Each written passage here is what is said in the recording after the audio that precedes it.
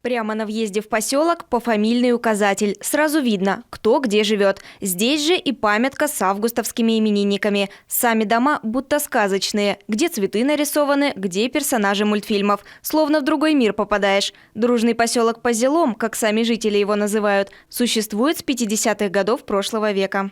Поселок веселый. Очень дружно у нас. Мы очень дружные все. Нравится, что все приезжают, вот кто городские приезжают, все говорят: ой, у вас так интересно, какие-то вот таблички там вот заметили, да, там дни рождения.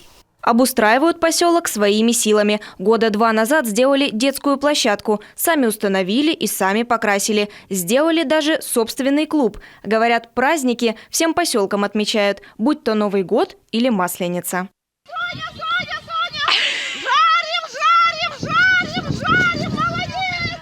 Позелом привлекателен для молодежи, говорят местные. Молодые люди, чьи бабушки и дедушки жили здесь, сегодня приезжают сюда и строят свои дома. Преимущественно дачные. Самих же местных здесь осталось не так много. Раньше в поселке было 2 магазина и пекарня. Кто-то и вовсе занимался животноводством. Теперь этого нет.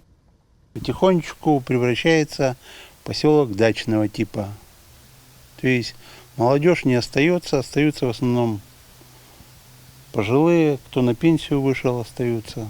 Сельский совет, говорят местные, внимания на поселок не обращает. Накануне отремонтировали 2 колодца, да так, что теперь пользоваться ими можно едва ли.